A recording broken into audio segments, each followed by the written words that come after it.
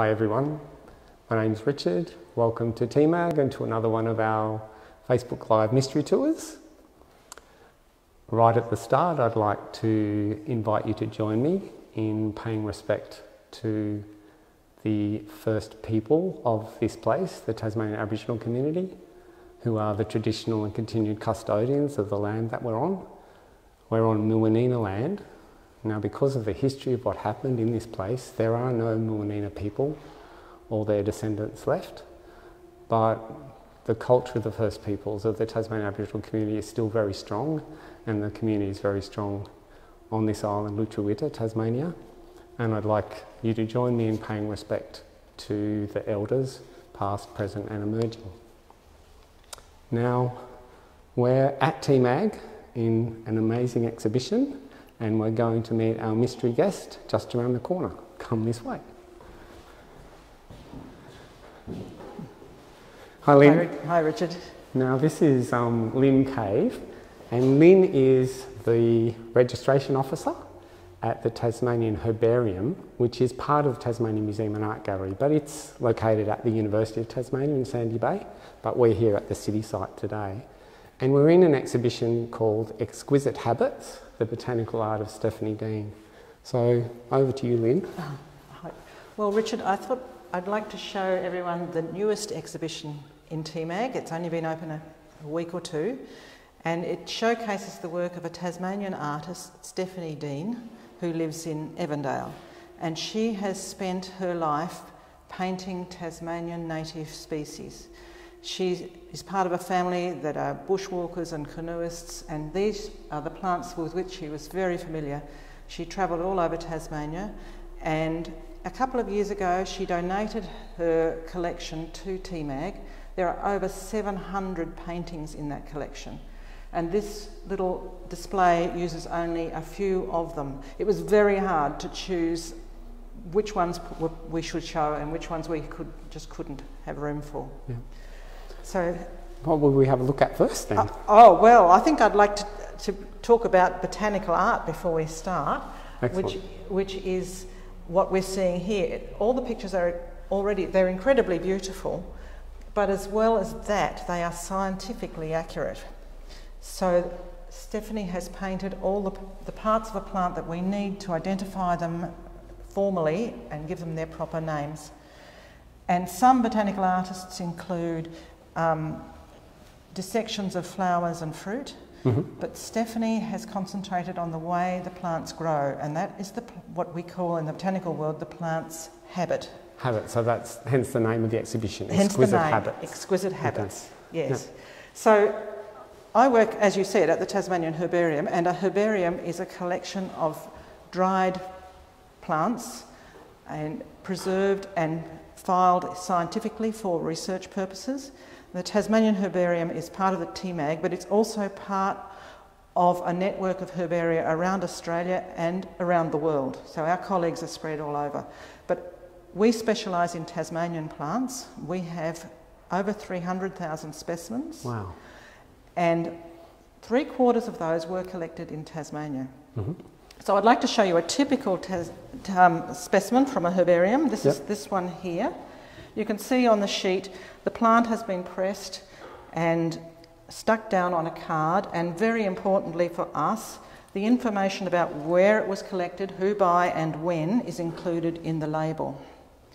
This plant, it grows in other parts of Australia as well, but it's got a Tasmanian name. It's Pattersonia, and that's named for William Patterson, the Lieutenant Governor of the first settlement on the Tamar. Right. He was a keen plant collector himself.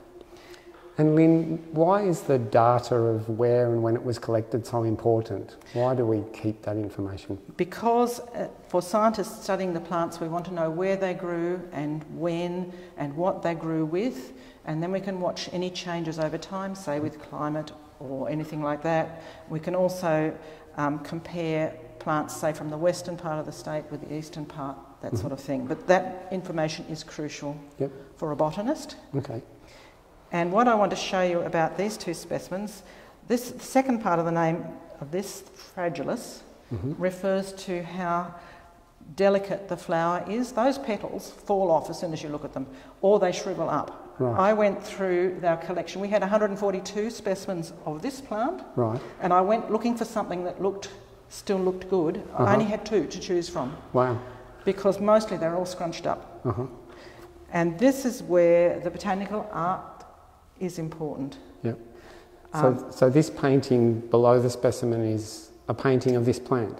Of that, Or not of that not particular this, yeah, specimen, okay. but of that This same species, species. And you can see how suddenly we can see the colour. Yeah. Herbarium specimens fade over time, and you can see in this one here it's faded since it was collected in 1979. But the artist has included the detail of the colour, and she's also included the shape and how the bud has developed. She's painted the bud over and over and written down beside it the time. So you can see as it opens over time. You can't show that with a herbarium specimen. No. You also can't show that as well with a photograph. Photographs are great, but a botanical artist can include details that a photographer will find hard because the lighting's wrong, or the focus is hard, or details like that. Nowadays, when you collect plant specimens, do you usually take photographs as well when you're collecting? Is that a standard sort of if thing? you have time. Yeah. Yeah, Okay. it's good, but it's not been a common part of our practice, mostly because you need a photographer with you. Yeah. One person does the collecting, someone else can take the photographs. Yeah. But yes, it's a good thing to have if you can do it. And then I suppose by the time you get back to a place, to the herbarium itself, where you're going to press them, they're maybe a little bit squashed and the flower might have been damaged. They can be. A good collector will try and press them in the field. They'll have a press with them. Right, okay. That's probably what's happened here. Yeah. Because it's so well preserved. Yeah. Excellent. And now I'd like to show you one of Stephanie's works over here. Okay. It's a lovely display, this wall, isn't it? Just I with love this so one. many together. Yeah. Yeah. And I wanted to show you this one. This is the blue love creeper. This is a plant that many of us don't even notice most of the year, and then suddenly in spring you see this blue flower. Yeah. It's a twining plant.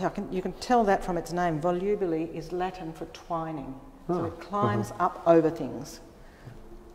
And what I wanted to show you about this one is that you can see where it was collected and when Stephanie found this plant. And she's actually got this detail on every one of these pictures, but it's only visible on that one because of the way the rest have been framed. But they all had that information. Okay. So that's the date, the name and the place and the date down the bottom. So yes. Just like a plant specimen. Just like a plant specimen. Yeah, okay. And in fact, all of these have been checked by a botanist, just like you would with a plant specimen. So we know the names are correct. Yeah. It is a beautiful plant. I know when you go bushwalking and it's flowering, you suddenly see this massive blue and it twines up over the top of other plants, and it's really very pretty sometimes. We don't have a lot of blue flowers in Tasmania, so it's very remarkable. Yeah. Yeah. Excellent. And they've all got that kind of detail on there, but mostly it's underneath the Mostly board. on display, you can't see that. Yeah. But it is recorded in the labels if you want to know where they were found. Excellent.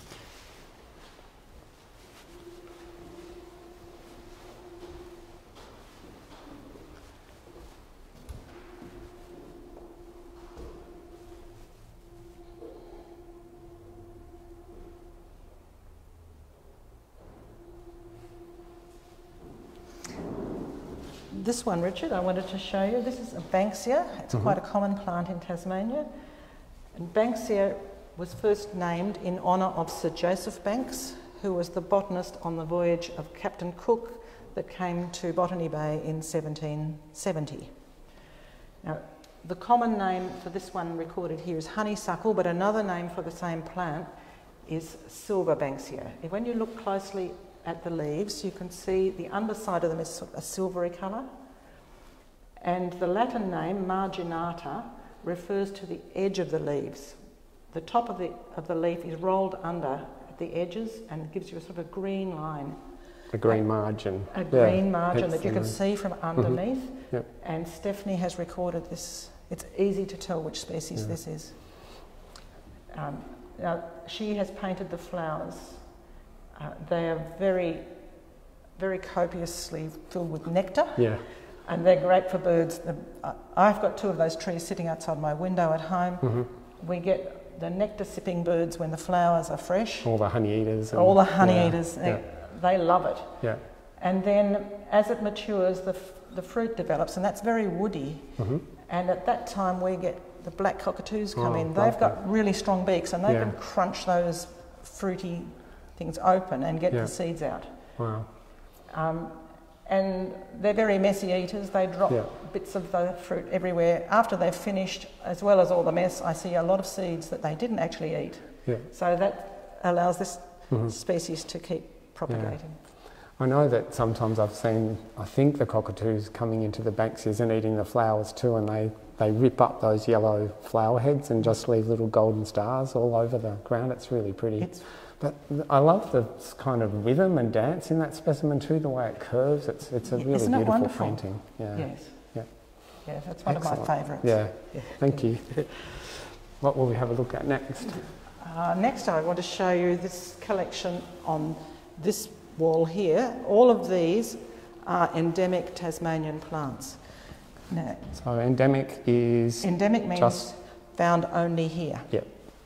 So we have over 1,900 species of Tasmanian flowering plants, and over 500 of those are found nowhere else in the world. Wow.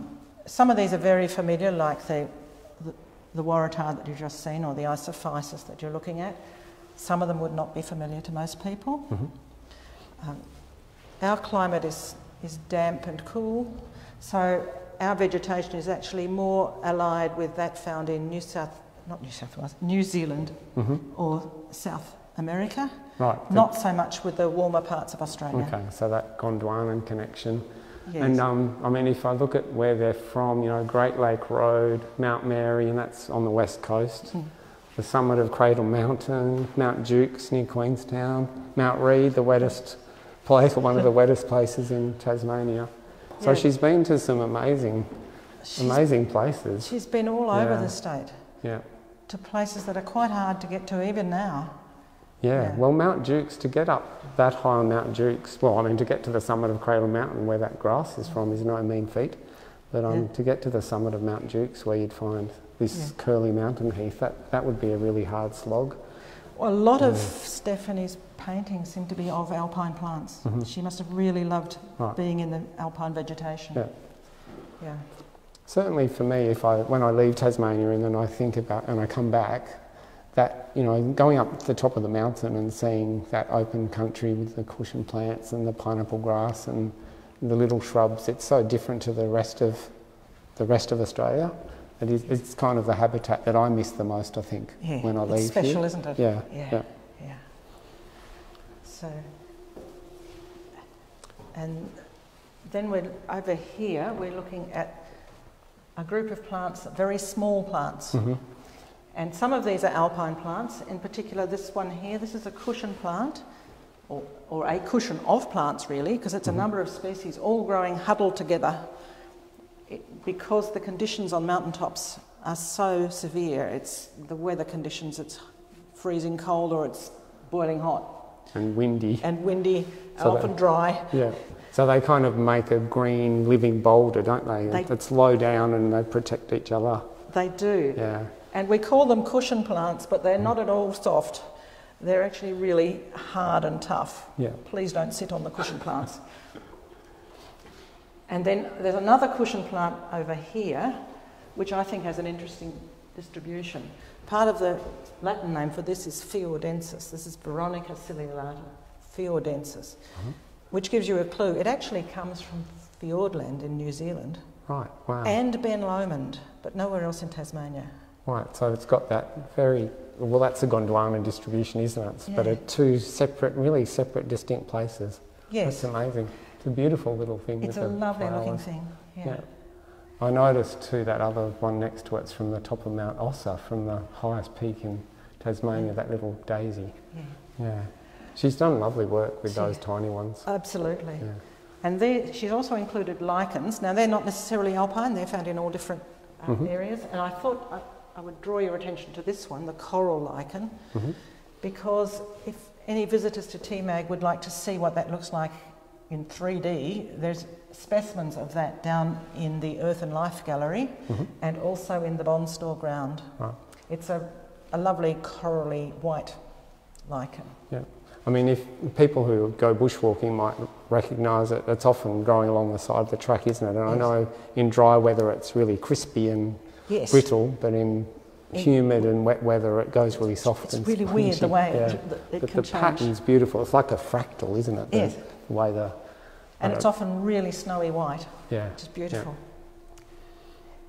Yeah. Miniature worlds. Over here we have a group. Stephanie painted the landscape as part of some of her paintings to show some context.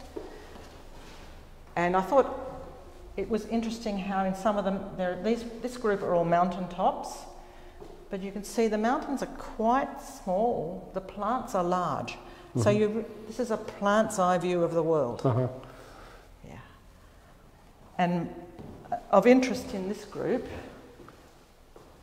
is this one here, Milligania.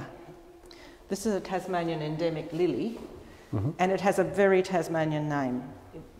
Milligania, its genus name, is named for Joseph Milligan, who was a surgeon, came out to be with the Van Diemen's Land Company, was also stationed on Flinders at Wyberlena and on Sarah Island, and he was a plant collector, so that was named for him. And Lindoniana is named for a lady, it's just recorded as Mrs. Linden, not any other part of her name, just Mrs. Linden. But a bit of research showed me that she was actually an early mountaineer and photographer in the 1920s. And she climbed mountains in Australia and New Zealand. She was the second woman to climb Mount Cook, which is the highest mountain in New Zealand. While her husband was stationed here, she climbed Tasmanian mountains. And she collected the first specimen of that anyone knew. It is a beautiful plant.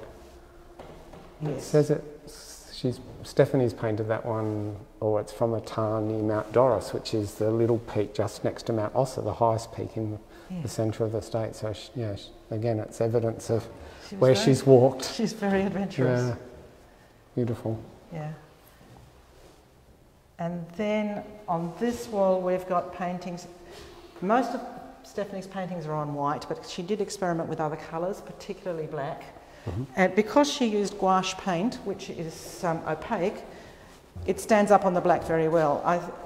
And the detail in some of these is absolutely beautiful. Like these tiny stamens here, the tiniest little dots show up beautifully. Yeah. That's the bottle brush? That's the bottle brush, yes. Yeah. And my favourite species on this wall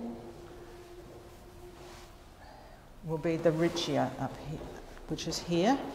She's also painted it over here on Mount Anne. And this is something that every bushwalker knows about, I'm sure. So it's that one in the middle. It's this one here. Yeah. Its flower colour can vary. Sometimes it's red, sometimes it's pink, sometimes it's even sort of an orangey colour. Yeah, yellowy and orange and brown. Yeah. But bushwalkers know it because it's a very, very spiky plant and you have to push through it. Yeah. And the colourful part of the plant is a little cap. The petals of the flower are all fused together to make a little cap. And in order for the plant to be fertilised, that cap has to come off. Maybe it drops off, maybe it's blown off, but certainly on Mount Wellington, studies have shown there's actually a skink, a special skink. A little lizard. Yeah. A little lizard that chews through to get the nectar underneath, and thus exposing the flower to the pollinators, insects. Wow. I've seen video of a wallaby eating them too, so maybe it's getting a little sweet treat, and I mean the honey eaters would come to them too. Yes. Yeah. They really pop on the black, don't they? I noticed the colour coming out. When I was looking before too, I just had to add this one here. I noticed 1961.